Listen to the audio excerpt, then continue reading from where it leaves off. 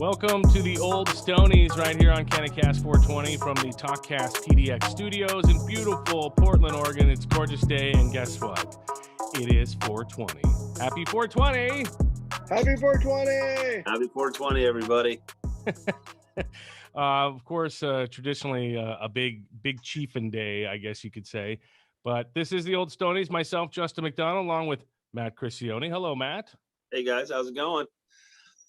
How's it going today? It's going good. It's going real good. And then our guest today, joining us, we've been trying to get him on a couple different times, is Jeremy Robbins. Jeremy, welcome to the show.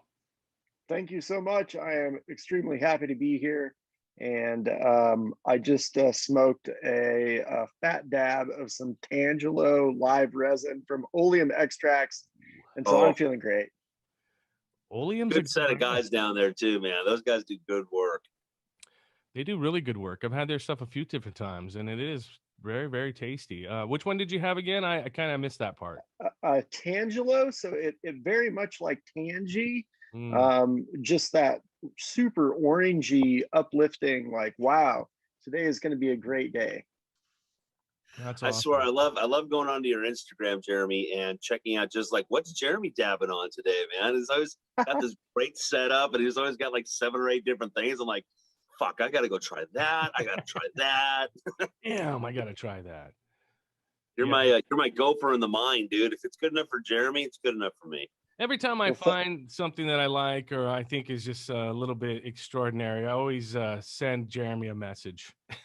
That's right, you do, and I so appreciate it.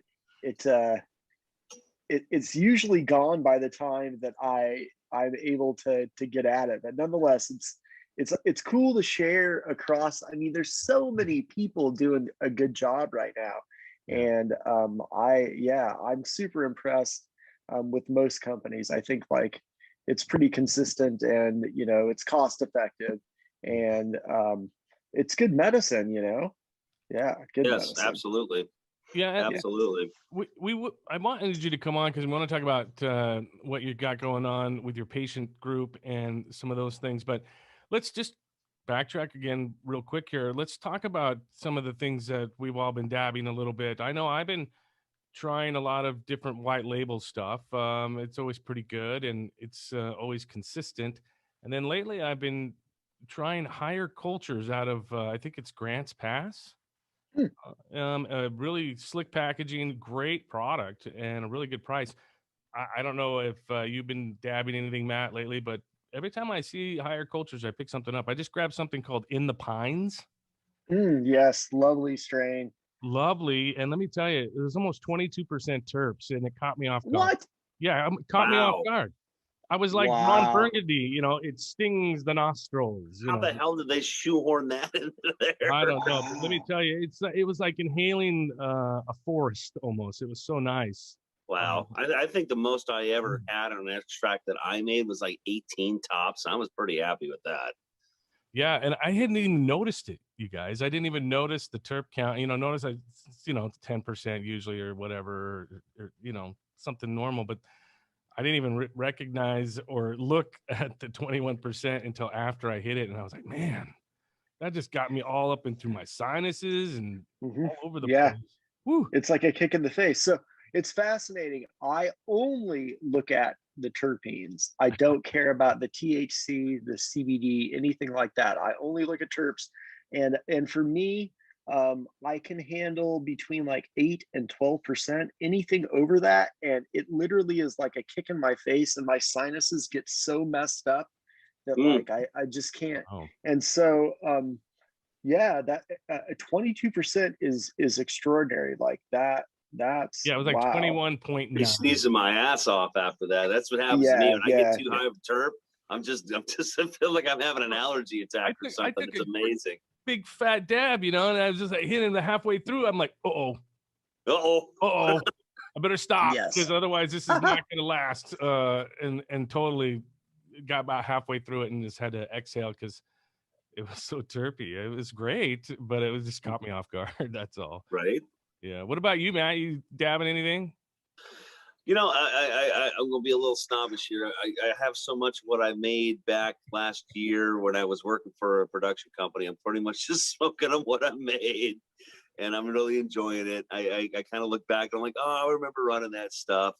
Making extracts was a lot of fun. It's a lot of hard work, but it was a lot of fun. I had a good time with it. But if I had to pick another company that I go out and go look for, it's usually something from Echo. Echo Estuary has always been, they're one of those legacy producers I like to talk about. They've been around since day one. They try to single source almost everything they do. They make a really good honey, and they have their own hives on the property to make that honey, and they infuse with their own oil. But if you ever find any of their dabs, any of their cartridges, highly recommend all of them. Where are they located? Isn't it? How do you pronounce it? Philomath? Echo, I believe it's Echo Estuary, Estuary. But they're down in like Philomath or Philomath? Philomath, yeah. Philomath. I believe so. Amazing. I remembered how to say that. Damn. I believe so. You know, and funny thing, you know, being 420, this tends to always be for me time to kind of get the outdoor garden ready. And Jeremy, I know that you are a pretty prolific grower outdoors. Where are you at right now with your crop? Because it's never too late to start thinking about it, you know? Well, yeah. So this time last year, I had popped a bunch of seeds, and what ended up happening is that we ended up having a lot of really super rainy weather. Oh, yeah. Last year was tough. And so then I ended up popping another set of seeds. And what I noticed is that the second set seemed to actually outgrow the first set. And so this year I'm delaying things a little bit. I've been collecting seeds. I'm doing something completely different this year. I'm going to grow some auto fems, which I've never ever tried that before. And so I've been looking a lot at, like, you know, the size of pot that you want to use, no more than like a 5-gallon. And then, you know, they basically, it's a one and done. And so you have to make sure it has enough nitrogen more than anything else. And then, let it rip. So we'll see how that goes. And then I was gifted some seeds from Green Bodie, and I was gifted some seeds from JD Short, who is DJ Short. DJ Short's, holy shit, man. Both of those guys. Those are the gifts that keep on giving. They are. And so I'm going to be running a couple of different varieties for them. And it's going to be an exciting season. So I'm looking forward to it. That's awesome. That's awesome. What are you going to grow, Matt? You know, this year I might actually take some time off for growing outdoors. Unless I keep it in my front yard, I just don't have the kind of sun to finish them off. I've been trying for the last 4 or 5 years, and I do great, but it's just that last little push. I used to be an arborist, and I like trees, and we have a house that happens to have a lot of trees around it, so not very conducive to growing. But I have a neighbor next door who has a great backyard, and this year his that ice storm took out the silver maple, so he's got nothing impeding. So we're gonna go crazy. I usually go over there and help him out with this stuff, just make sure everything's going good, because he's out of town a lot. So I can definitely take care of what he's got going on. Almost everybody in my neighborhood out here in Lake Oswego is a grower, which is really cool. This little pocket that I found, we all grow weed. It's really awesome. But nice. Little neighborhood that collective. Yeah, and that leads me to my next question with Jeremy is, how's your collective coming along, man? What your group? Tell us a little bit about what you guys do. Well, so a few years ago, I had heard about a class that was being taught at Clark College that was called Cannabis in Your Health, and so I enrolled in it. I just wanted to see like what a community college was doing, teaching about cannabis. And as it was a really comprehensive course. Talked about kind of the history, talked about like what the medical uses are, talked about kind of the state of recreation, and they invited me to come and speak. That turned into a relationship that kind of bloomed over time. In between having the classes, we decided to start having monthly meetings. They started at my house. They then moved to a CBD shop. And now we're doing mostly online through Zoom. but we've become a nonprofit. We decided that the best way to continue to do the things that we want to do is to kind of band together, form a board. We got registered with the state of Washington and the IRS. And so now we're really like trying to figure out what the next steps are. One of the big things that we want to do is be able to provide people that can't afford to get their medical permit in either Oregon or Washington the means to do that. And so, eventually we'll be looking for like donations that will go directly towards that. But even so, we have a lot of farmers, a lot of producers and processors that donate goods to us, and we're able to give those directly to patients. I can tell you that it's tremendously helpful. Personally, I helped out a lady that had cancer, really bad cancer this last year. And it didn't cure her cancer, but it just helped her along her journey. The other thing that we do with our monthly meetings is, it's a lot like a support group. It's very different in Washington state as far as like medical goes than in Oregon. There was never like an organized medical system. There was never really groups of people that got together that were able to like share information and figure out like what strains work for this. And this is how you make canna butter to make cookies. And right. Well, and they eviscerated their medical system a few years ago too. It just flabbergasted me. Yeah. And so that's really, kind of where we're trying to fill in the gap. We do a lot of work with CBD. That's like something that kind of surprised me because I don't, CBD mostly like puts me to sleep. And so it's been interesting, like having to learn about it. And then there've been a lot of developments with CBD, especially with terpenes and like 1-to-1, and then like all these minor cannabinoids. And so, each month, the last Wednesday of each month, we have, this patients group get together on Zoom, and we talk about, different subjects. Mostly we ask what people are interested in. Last month, we talked about Delta 8, which is a really super controversial and also super popular subject right now. D8 is a CBD product that is converted into THC, but because it is originally from CBD, it's all hemp legal and can be shipped anywhere in the United States. People in Oklahoma and Texas and places like that are able to get these gummies. And in all honesty, from a patient's perspective, they really do have some interesting medical benefits. It doesn't have the psychoactive effect. It doesn't get your head high, but you get a lot of like the other good medical benefits. And so, we support responsible use, of course. But yeah, we just had an open discussion about Delta 8 and like, where it's at, where it's going.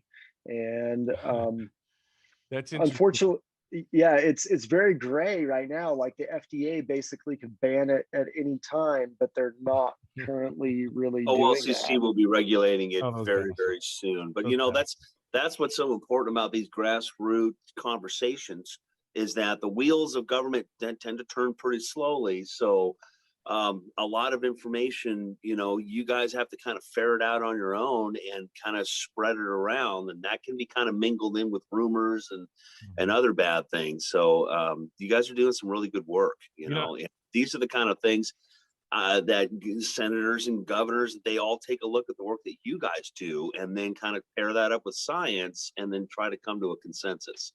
So you guys are doing good work. Go ahead, Jeremy. Well, so, in Washington state, one of the big legislative issues that we continue to push for and work on is home growing. And so, in most states that are legal, they can grow, 4 plants, 6 plants. In Washington state, unless you have a medical permit, you cannot grow any cannabis. and they did that for a couple of reasons. I mean, their system is pretty locked in. They like the taxes, and the growers, they don't want contamination and this and that. But that's all, that's all BS. They want the money. And so, yeah, we're pushing hard for home grow up here.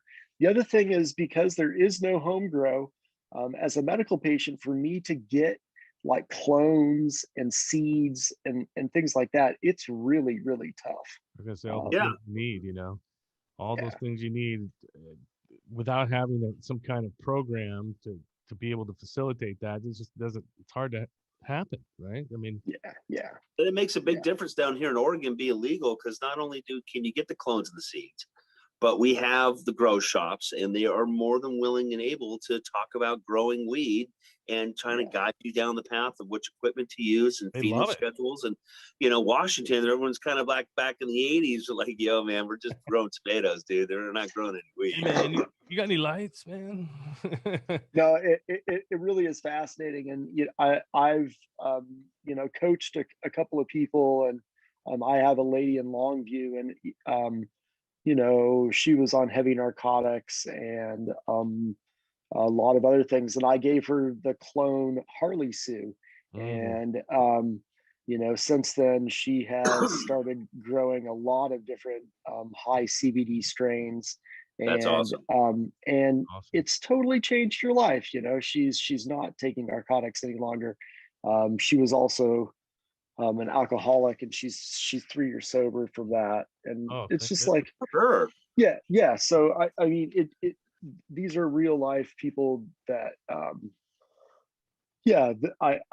believe that cannabis does make a huge difference in quality of life, and that it does have medical value.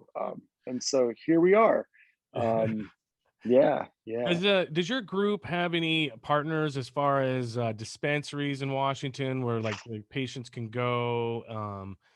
Yes, sir. I'm repping them today. It's Greenhead Cannabis. It's off of St. John's Boulevard. Nice. And they, in fact, that shop is owned by a pharmacist. I know. I worked there.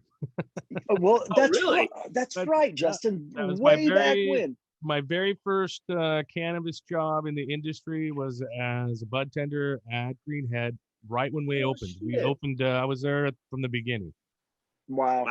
Well, a lot of changes probably have gone on, but they're a very small shop. They're really dedicated to medical patients, and they will help guide you through the whole medical process in Washington State. And then they carry stuff. They listen to patients up here. FICO or RSO is pretty cheap. There's a couple of companies that it's like under $15 a gram, and I continued to tell them that they needed to carry these products. They listened to me. They've carried these products, and they sell out consistently. And so it's cool to be able to give them feedback and to have them listen. And it's a great place too. It just has a really cool vibe.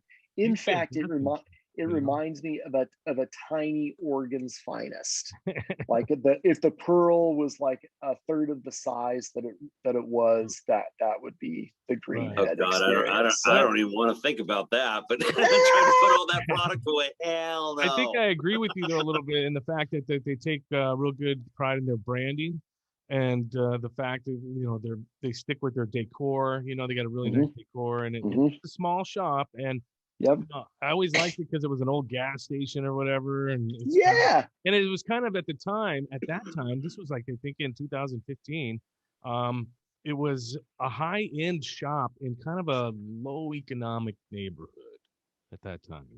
Right. And they were trying to find their footing, because they had a lot of expensive weed and not a lot of affordable weed for that neighborhood, if you will. Right. But I know that they changed gears. Eventually, I was only there for a couple months, and then I actually went to work for Oregon's Finest in the Pearl in 2015, September of 2015. So Yeah, I mean, they really have had to change gears. The neighborhood has changed significantly too. I'm sure it has. Yeah, all of Vancouver is really, gentrification is everywhere. Um, This is true. but I mean, to your point, they definitely had to come in and have products at every price point because, again, people going through want a $5 joint. They don't want to pay $15 for a joint. Yeah. Yeah. And so, yeah, I think there have been a lot of growing pains over time, but they've been a great partner for us. And That's good. High End Marketplace has also been pretty good. High Five has been a good partner. Yeah. There's Five's been some around for a CBD. while. Yeah, there's some CBD brands that have been really good for us as well. And yeah, we just continue to kind of push along here and figure out what the next steps are. So When it um, Well, oh, go ahead, I bud. was gonna say when it comes to RSO, I've actually been using RSO quite a bit lately because mhm, I find it ultra convenient. mhm, A little squirt out on my thing in there, done. I don't have to think about it, and it's really effective. I've been using a CBG RSO. It's mhm. THC, but then it's majority CBG, which makes me kind of happy. But I've been trying to find, something else similar to that other than a tincture, but I haven't found anything that I like so far. Is there any have you seen anything like cutting edge on the horizon or anything like that? If you, anybody Yeah. I try to follow that sector, but I haven't seen anything pop out at me. Well, so they're doing a lot of really interesting mixes, like so they'll do like a THC Delta 8, a Mhm. lot of mixes like that. They'll do a lot of CBD Delta 8 mixes. They're doing so like Fairwinds Cannabis Mhm. is a company that does a lot of really interesting things, and so they're mixing, CBG Delta 8 and Delta 9, and you know, I there's all these different ratios of things that are happening. Um, I'm I'm a big fan of transdermal patches, Yeah, and those are nice. I have really good luck with them. And anymore they're pretty cheap, under about 15 bucks. Yeah, they're Right, pretty for Um, reasonable. 24-hour application, that's a pretty good deal. yeah. Yeah. So Yeah, I like um, that. The C transdermal patches are definitely nice. CBN's been my new favorite little molecule. I from my climbing tree days with Portland General Electric, got electrocuted a couple times, so I always have a restless leg thing. Kind of helps me. CBN really helps me go to sleep and get a full night's rest. So that's something you guys are always looking out for too. CBN, I think Apothecana right now has got a tincture that they're mixing in CBG, CBN, and a THC mixture. It's in a 1-to-1 balance. It's nice. I like it. Nice. Um, just back up just a second, we were talking about the Delta 8 stuff, and I was talking to a person in the hemp industry, and they've been producing Delta 8 and stuff for Texas, I guess. That's the state where you can buy the Delta 8 products. But he was telling me down there, that Delta 8, the flower itself, when people can get a hold of that, is kind of like the new swag, because they used to get brick weed with stems and seeds and all kinds of crap, and they'd smoke and they wouldn't get high anyways. But now they're getting this high end hemp stuff that barely, will get, a high, but they're rolling like giant 5 gram blunts and crazy stuff and trying to get high off of it. So I've been told it's the new swag weed in places like If Texas and Oklahoma. there's gonna be swag, it's gonna be Texas. Yeah, yeah, yeah. Yeah, but it's replacing well, it. But this nice product though is replacing the old crappy stuff that used to come over the border, just brickweed stuff. That Well, give it a nicer name. Call it swing or something. I don't know. Swag. Well, so you know, Delta 8 is a distillate product. The only way that you can get it is through refining Okay. CBD. And so what they do is they take that hemp and Yeah. they spray it. They Okay. spray it with Delta 8. And so that's why it's super swaggy, because it's distillate. It's got disty on it, bro. Yeah, I I don't had no idea. Yeah, Delta 8 is not something that a cannabis plant produces in Okay. flower form, and so you have to refine it out. And then in order to kind of get around all that, yeah, they'll take hemp and then they'll spray it with the That's D8 and then sell it as D8 flower. And right. yeah, I will say it is swaggy because it burns. Woo! I honestly, to think about that, that's like taking a Ugh. bong load of distillate. Oh. Ugh, ugh, ugh. I can't see I So can't see a gross. product like that in our kind of market anywhere legal market. People are like looking at that, going, nah, no, dude. Yeah. Well, I mean, what was it? Not too long ago, though. I remember, what was it, by probably 2017, 16. There was a company that would sell distillate in the little jars with the terrible lids on it. I can't Like remember. $100. Yeah, it was like a huge price, and you're like, that's disgusting, because they touted it on being, clean or whatever. It had are no we talking flavor, about it had nothing. are we talking about the rose gold? Yes. I still have Okay. I have a sample of that in my Had one. fridge to this day. I bet Just because I wanted to save it for prosperity. so I bet it is so rose at this point in time. All that stuff oxidized. It Oh, yeah. oxidized like a motherfucker. So yeah, I don't. Yeah, that was a fail, but it Jeremy was bringing up the rose fascinating. gold. Nice. Right? Rose Right. gold. Oh my Yes, God. Yeah, that was not good. I remember that. not good. I remember seeing that At batch least come you in. weren't a certain company that bought like $150,000 worth of that stuff before the market bottomed out on it. Not naming anybody's name. So What we was don't that? do OG Kush. There was Yeah. some OG Kush. I don't know. I love the guys. They're good. Yeah, they're good. They're good Give 'em all the people, time. man. I gotta say the OG Kush though. I and all three of us here, and probably a few others that are watching or listening, probably know what we're talking about. Was actually pretty good, and Yes. I actually stocked up on quite a big slab of that. Several slabs, I guess you could say. Right? Back from the I might even Christmas have party. I might even have a couple still left in the freezer. I don't know. I'll have to look. It's 420. It's 420. We gotta empty out the fridge. Yeah, it's time to empty out the old fridge. So Jeremy, before we wrap things up for today's edition of the Old Stonies, how can people find your group? What's the website address? Where you at on social media? So Cannabis Patients PNW.org is our website. And Cannabis Patients PNW or at gmail.com if you want to get a hold of us directly. Instagram, Cannabis Patients PNW, and on Facebook, Cannabis Patients PNW. We post different things. I've been recently pressing a rosin out of flower that I grew this last summer, and that's been really fascinating. I know I've been following that. Yeah, it cured. I cured it up really nice.